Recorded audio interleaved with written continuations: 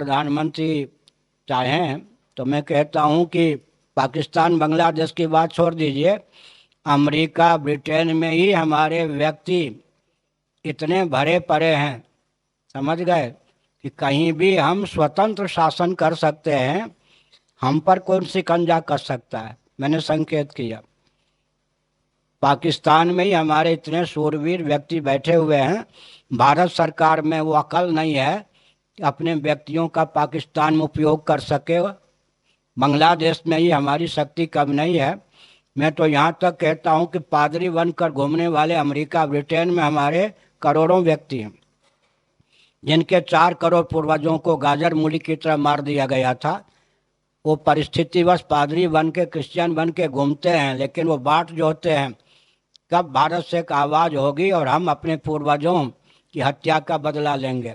हम किसी भी देश में अशांति के पक्षधर नहीं हैं, लेकिन कोई भी देश आज भारत के विरोध में आंख उठाकर अधिक समय सुरक्षित रहे संभव नहीं है, क्योंकि भारत की मेधा शक्ति, रक्षा शक्ति, वाणिज्य शक्ति और श्रम शक्ति पूरे विश्व में सबसे ज़्यादा बुलंद है। भारत के प्रधानमंत्रियों में ऐसी क्षमता नहीं कि अपनी मेधा शक्ति, रक्षा शक्ति, वाणिज्य शक्ति और श्रम शक्ति का भारत के हित में उपयोग कर सकें। मैं तो ये कहता हूँ कंप्यूटर भी भारत की देन है। आपको भले ही विदेशी वैज्ञानिक दिखाई पड़ते हों, जिन विदेशी वैज्ञानिकों ने कंप्यूटर का आविष्कार किया वो कौन थे? जिन्होंने विश्व को वैदिक मैथमेटिक्स दिया। पूरी पीठ के 143वें शंकराचार्य उनके शिष्य थे। वो गणितज्ञ कौन थे जिन्होंने कंप्यूटर का आविष्कार किया? वो भारती कृष्ण जी महाराज के शिष्य थे।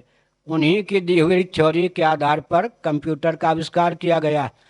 भले ही किसी देश में किसी यंत्र का आविष्कार हुआ हो, भारत की मेधा शक्ति को हटा लें तो उस यंत्र का संचालन नहीं हो सकता।